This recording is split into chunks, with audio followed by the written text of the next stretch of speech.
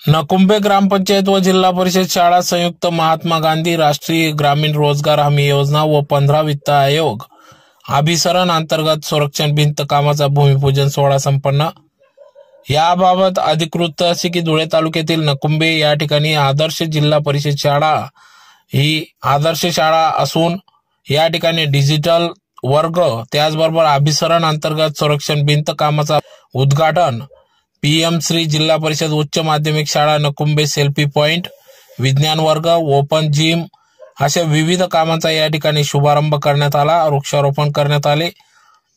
कार्यक्रमाप्रसंगी जिल्हाधिकारी अभिनय गोयल, जिल्हा परिषद अध्यक्षा सौ धरतीताई देवरे, उपमुख्य कार्यकारी अधिकारी शुभम गुप्ता, मुख्य कार्यकारी अधिकारी BS आकलाडे, शिक्षण सभापती महावीर सिंह रावल, पंचायत समिती सभापती सौ वंदना मोरे, गट विकास अधिकारी RD वाघ, सरपंच सौ मयुरी पाटील, सरपंच प्रतिनिधी दादाबाई पाटील, पंचायत समिती सदस्य छाया भामरे, कृषी भूषण शेतकरी भिका तात्या पाटील, शिक्षण केंद्र प्रमुख भामरे मॅडम, जितेंद्र भामरे, SMC अध्यक्ष दिनेश वाघ, ग्रामविकास अधिकारी राजेंद्र माडी, मुख्याध्यापक अशोक पाटील आदी सर्व शिक्षक शिक्षकेतर कर्मचारी ग्रामस्थ यांच्या उपस्थितीत सदर हा कार्यक्रम पार पडला। तर यावेळेस शिक्षक शिक्षकेतर कर्मचारी यांना या ठिकाणी शिक्षकांनी उत्तम दर्जाचे शिक्षण दिल्यामुळे या ठिकाणी 2 शिक्षकांना या ठिकाणी सन्मानित करण्यात आले।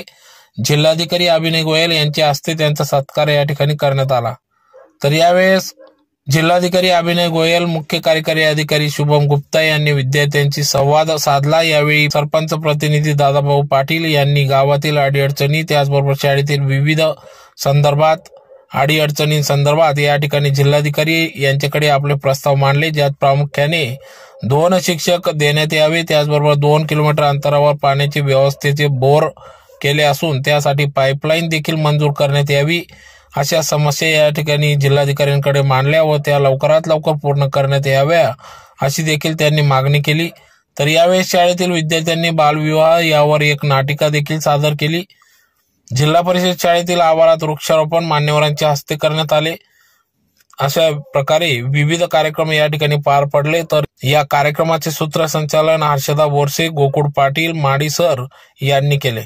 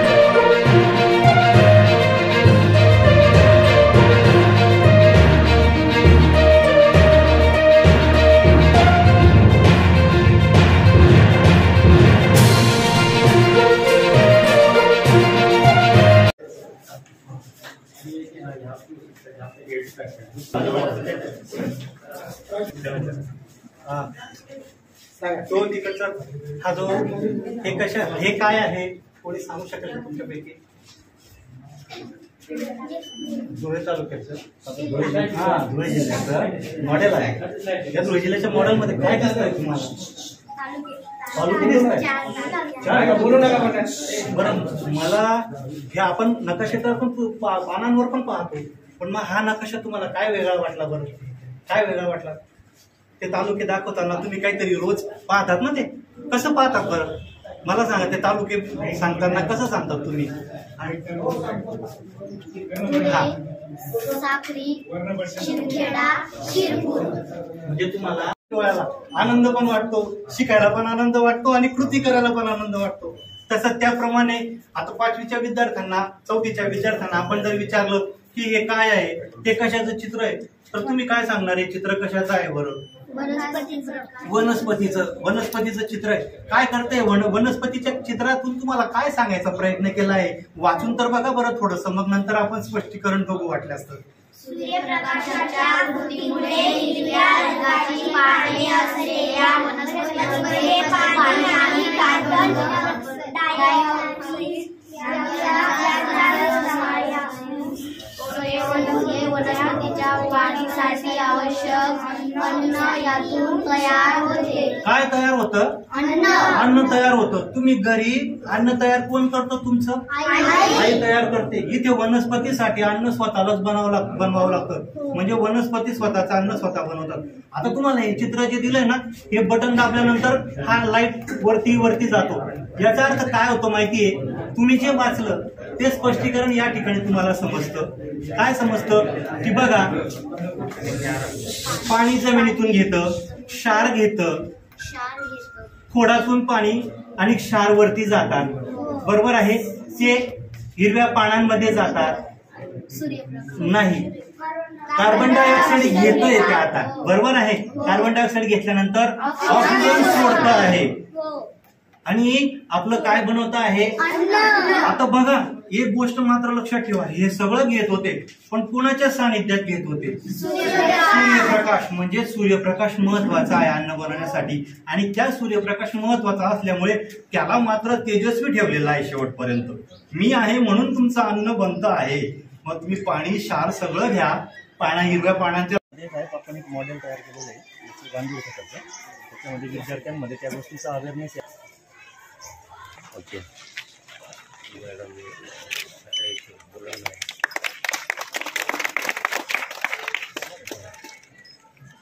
आपण जिल्ह्याभरामध्ये जो संरक्षण भिंतीचा कार्यक्रम घेणार अभिसरणात्मक, त्याचं पहिलं कामाचं भूमिपूजन आज होणार आहे. आणि म्हणजे ही सुरुवात आहे. आपल्याला प्रत्येक शाळेमध्ये संरक्षण भिंत असावी असा राज्य शासनाचा मनोदय आहे, जिल्हाधिकारी महोदयांचा मनोदय आहे, शिवसाहेबांचा मनोदय आहे. आणि नवनियुक्त अध्यक्ष महोदयांनी पदग्रहण केल्यानंतर पहिल्यांदा सांगितलं की आपल्याला असा कार्यक्रम आपल्या जिल्ह्यामध्ये राबवायचा आहे. खरं म्हणजे संरक्षण भिंतीसाठी हा निधी फार लागत असतो. 100 मीटरसाठी 10,72,000 एस्टिमेट आहे. साधारणतः 11 लाख रुपये लागतात. आणि मग शाळेचे प्राधान्याचे बरेचसे उपक्रम असल्यामुळे संरक्षण भिंती हा दुर्लक्षित भाग राहिला आहे. पण जेव्हा आपण आता आपल्याकडं मुख्यमंत्री माझी शाळा सुंदर शाळा योजना आहे, PM-श्री योजना आहे, त्याच्यात जेव्हा बाला प्रोग्राम आहे, सायन्स वालचे प्रोग्राम आहे, आम्ही मुख्याध्यापकांची जेव्हा सभा घेतो तर आपल्याला असे कार्यक्रम राबवायचे, प्रत्येक शाळेला टॉयलेट असलं पाहिजे, हे असलं पाहिजे. तर मुख्याध्यापकांची पहिली मागणी अशी असते की आम्हाला पहिले संरक्षण भिंत द्या. कारण होतं काय, संरक्षण भिंत नसली तर सगळ्यात पहिलं म्हणजे अतिक्रमणाचा प्रश्न तयार होतो. गावातली गुरंढोर असे बैलगाडा असं तिथं शाळेच्या प्रांगणात बांधलं जातं. त्याच्यानंतर काही आजूबाजूचे घर असतात ते अतिक्रमण करतात. टॉयलेट जे असतील ते सुस्थितीत राहत नाही, ग्रामस्थ वापरतात. रात्रीचे जे काही समाजविघातक घटक असतात ते त्याचा वापर करतात, तोडफोड करतात. म्हणजे ज्या भौतिक सुविधाचं संरक्षण व्हायला पाहिजे ते होत नाही.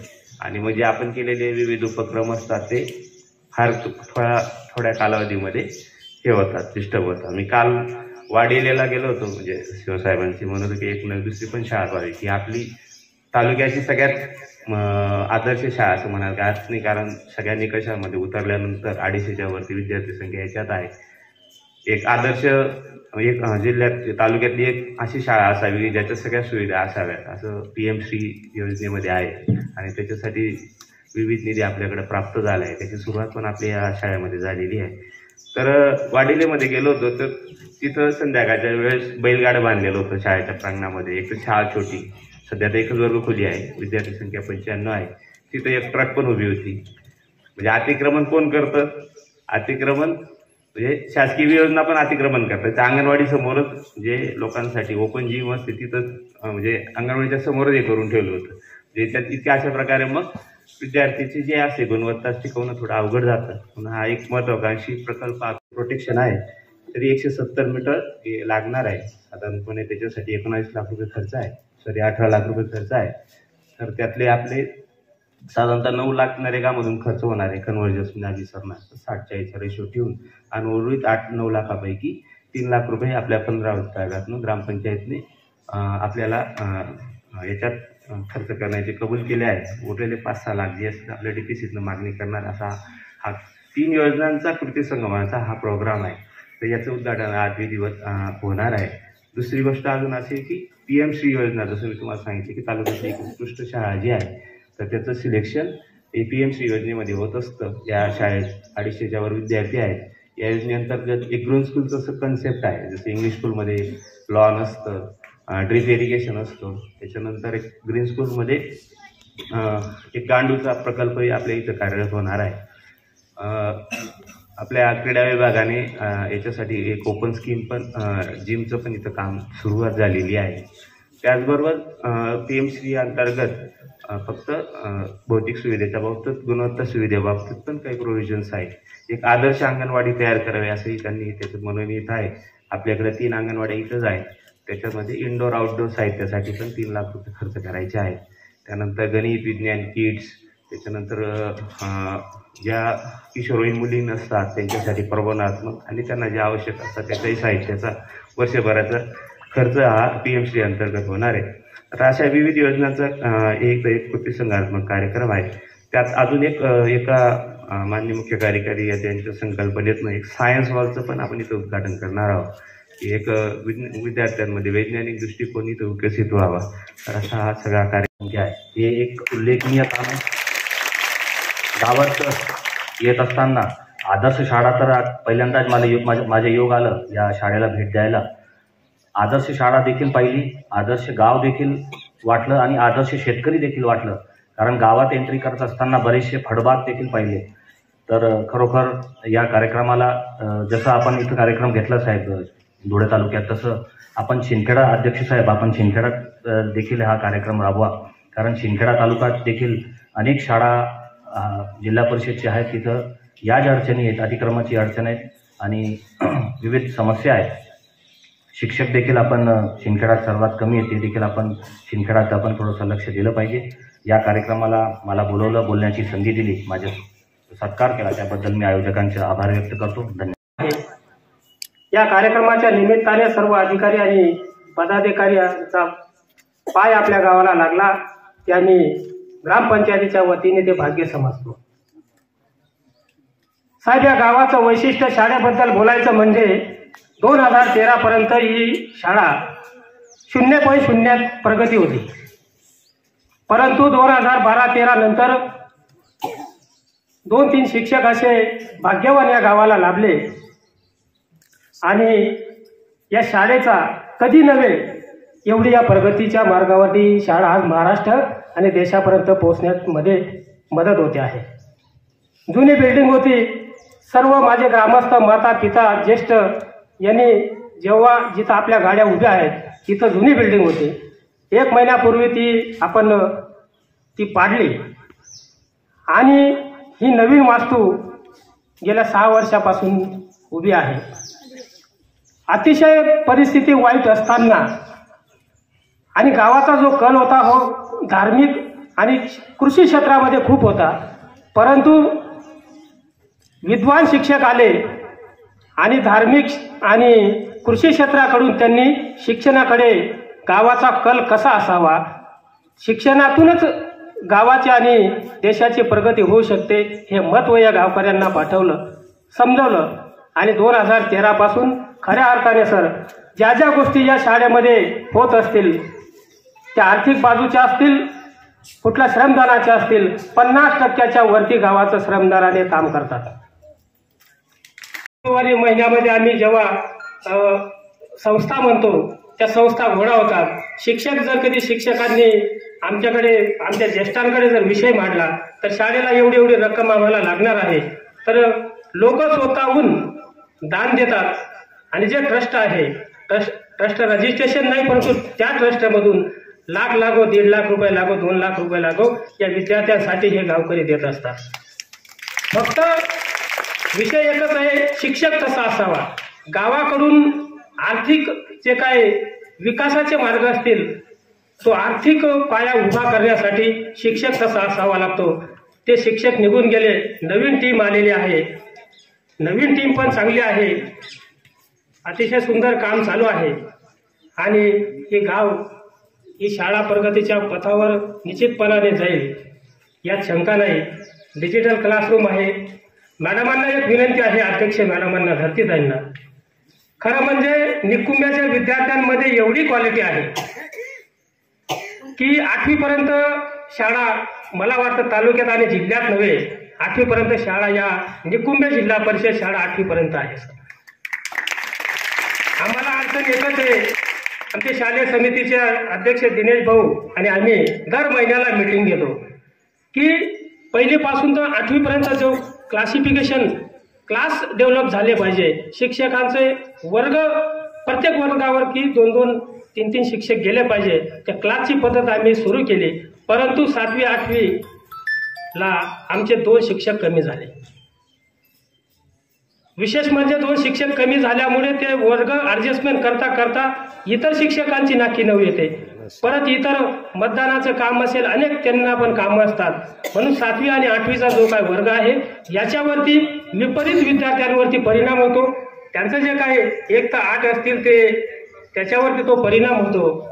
आणि जेव्हा जेव्हा काही शिक्षक कुठं याला गेले, प्रशिक्षणाला गेले, ट्रेनिंगला गेले, काही कार्यक्रमानिमित्त गेलं, वर्ग जर कधी रिकामा राहिला, त्या वर्गावरती कोण राहिलं नाही, तर माझी Mrs Mayuri Patil MSc BEd आहेत, सर मुख्याध्यापक साहेब कॉल करतात की आज वर्गावरती सदर शिक्षक नाही आहे, रजा आहे किंवा सुट्टी आहे किंवा कुठल्या कार्यक्रमाला गेलं, तर आम्ही ग्रामपंचायतीचं काम सोडून या विद्या मंदिरामध्ये त्या सरपंचाला शिकवण्यासाठी पाठवतो. म्हणजे तेवढी जे काही तरतूद आहे, 2 शिक्षक कशाही पद्धतीने बसवा, पण 1-2 शिक्षक आम्हाला कमी पडते ताईसाहेब, तेवढी विनंती आहे. आणि या विद्यार्थ्यांमध्ये एवढी क्वालिटी आहे.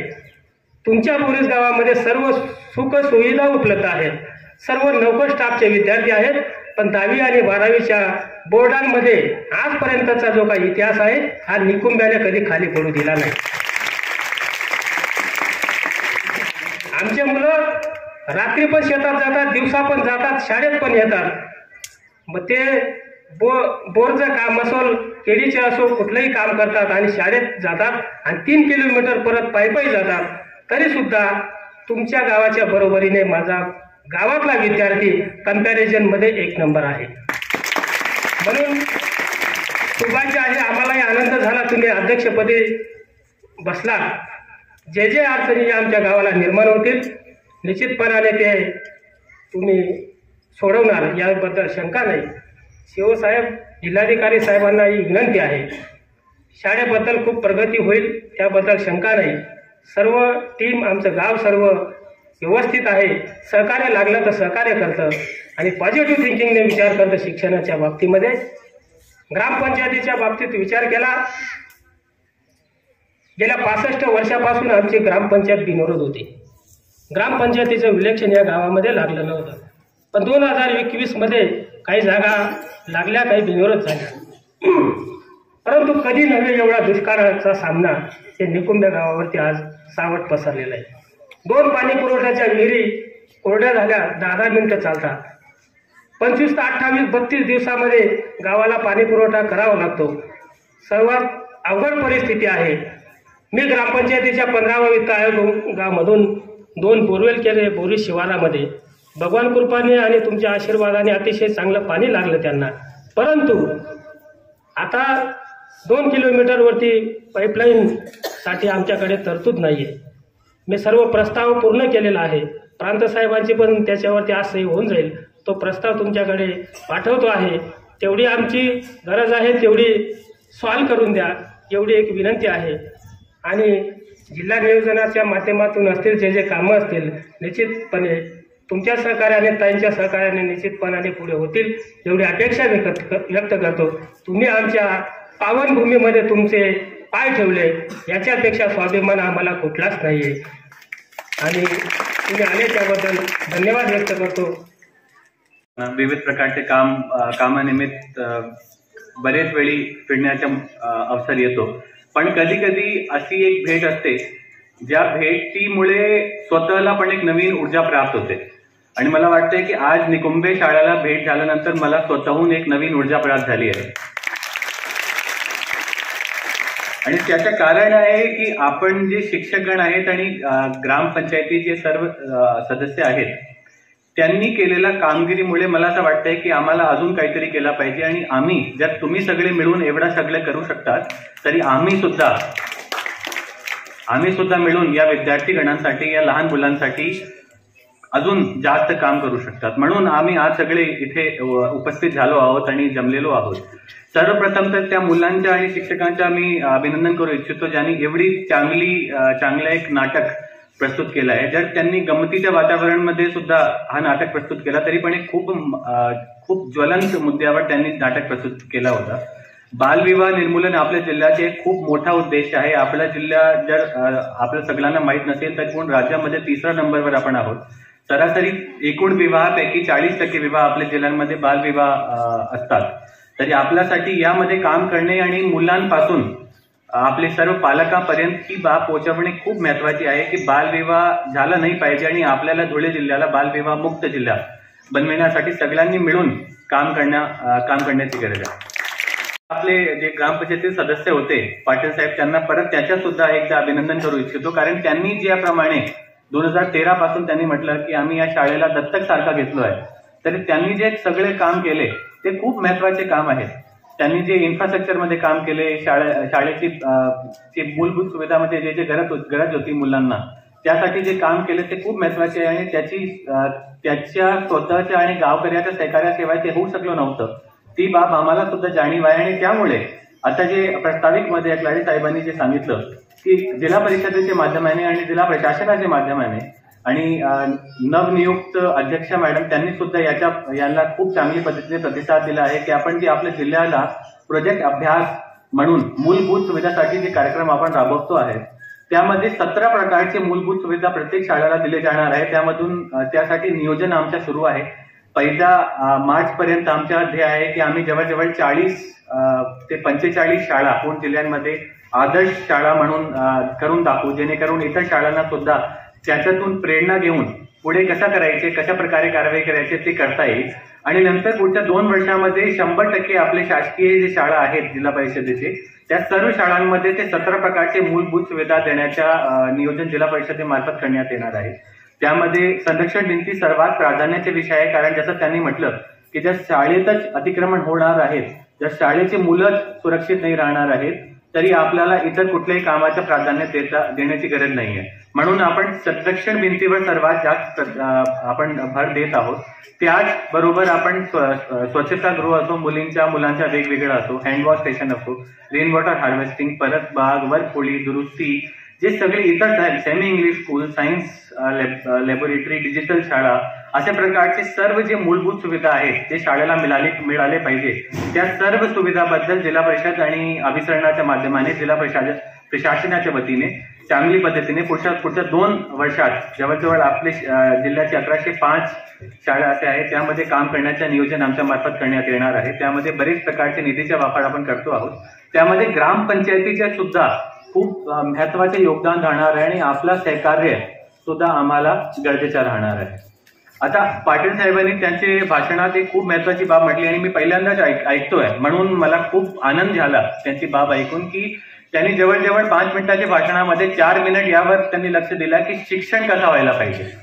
आणि सरपंच मॅडम सुद्धा येऊन काही वेळी मुलांना शिकवतात आणि ती खूप महत्वाची बाब आहे.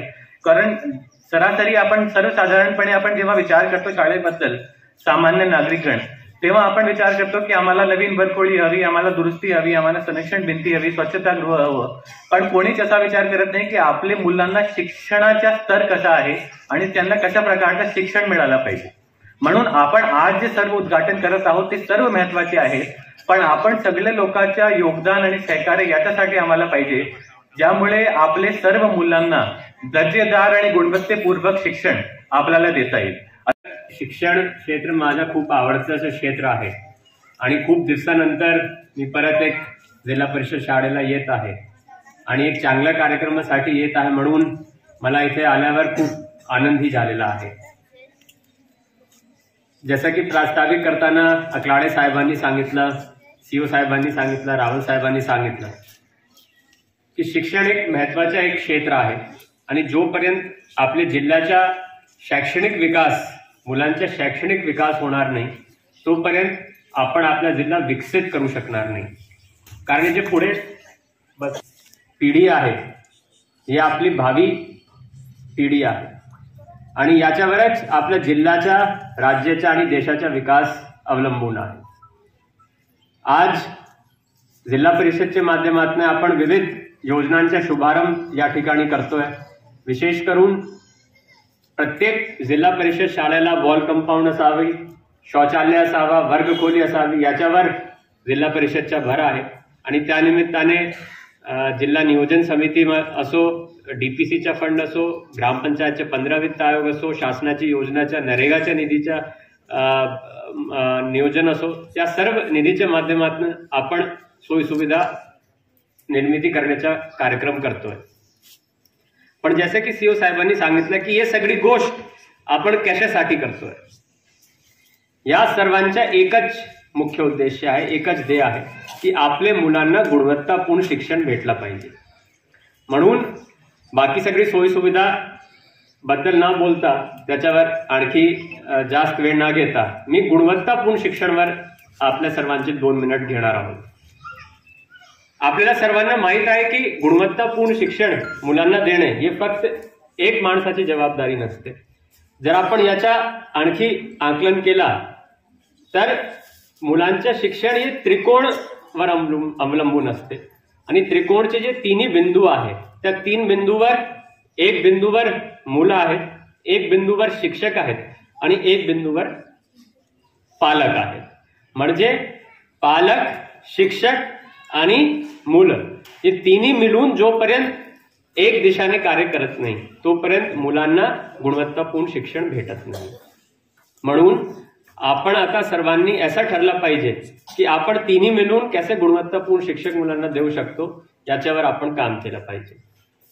या दृष्टीने शासनाने एक कार्यक्रम सुरू केलेला आहे ज्याला आपण म्हणतो FLN. काय म्हणतो? FLN म्हणजे फंक्शनल लिटरेसी आणि न्यूमरेसी. म्हणजे प्रत्येक मुलाला वाचता आला पाहिजे, लिहिता आला पाहिजे आणि मूलभूत गणित, गुणाकार, भागाकार पर्यंत आला पाहिजे. प्रत्येक मुलाला आला पाहिजे आणि त्याच्यासाठी शासनाने म्हटलेलं आहे की आपल्याला FLN चे कार्यक्रम, मूलभूत गणित आणि वाचन शक्ती वाढवण्यासाठी प्रत्येक शाळेत आपल्याला कार्यक्रम घ्यायचे.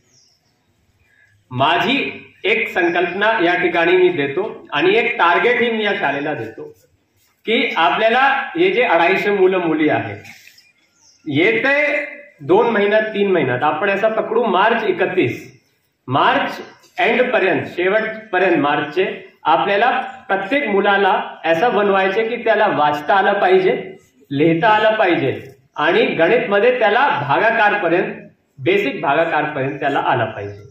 जर आपण एक 2-3 महिन्यात करू शकलो तर आपण ज्याला म्हणतो पायाभूत गुणवत्ता निर्माण करणे ते आपण करू शकणार.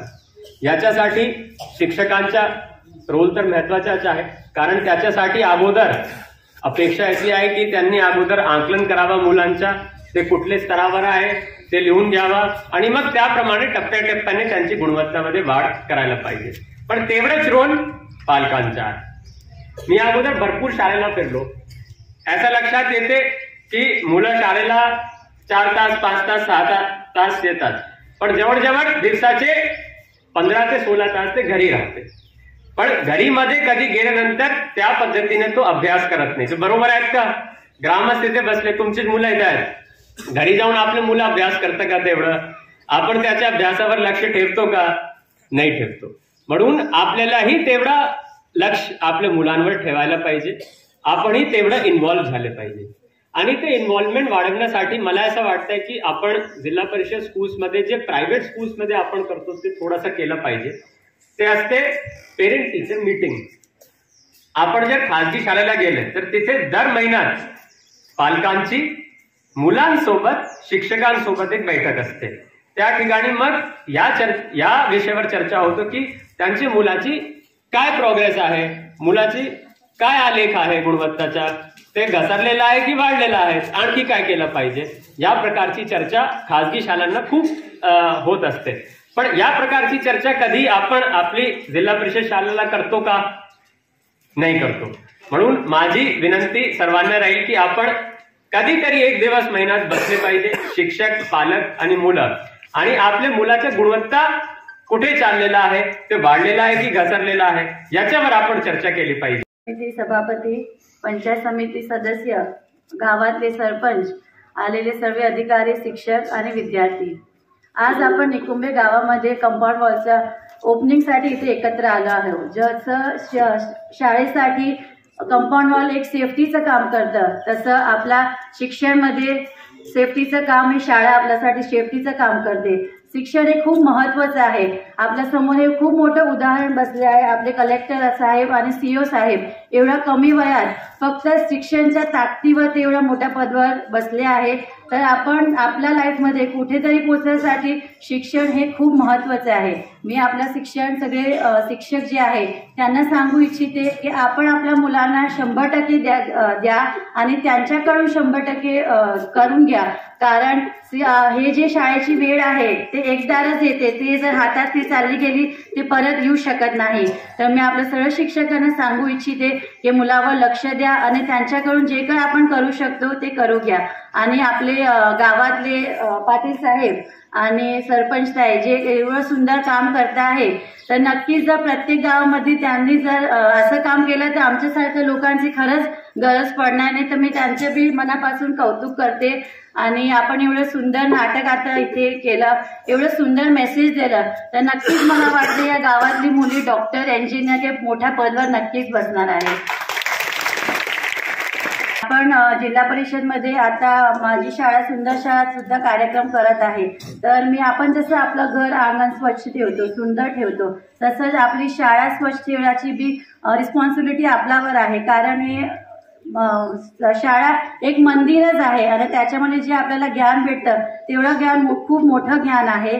तर आपण आपली शाळा सुंदर आणि स्वच्छ ठेवायची रिस्पॉन्सिबिलिटी आपण घ्यायला पाहिजे. आणि एवढं सुंदर आपण सगळे अधिकारी आणि पूर्ण टीम एवढं सुंदर इथे कार्यक्रमाचे नियोजन केलं आणि मला इथे बोलवलं, त्याबद्दल मी आपल्या सर्वांच्या मनाकडून आभार व्यक्त करते. धन्यवाद. नाही, याच्यात का देण्यात आले नाही हे मलाही माहिती नाही, परंतु विनंती एक असणार आहे, जर आम्हाला शिक्षक संख्या जर पुरेशी दिली तुम्ही तर आम्हाला कुठेतरी काही करता येऊ शकतं.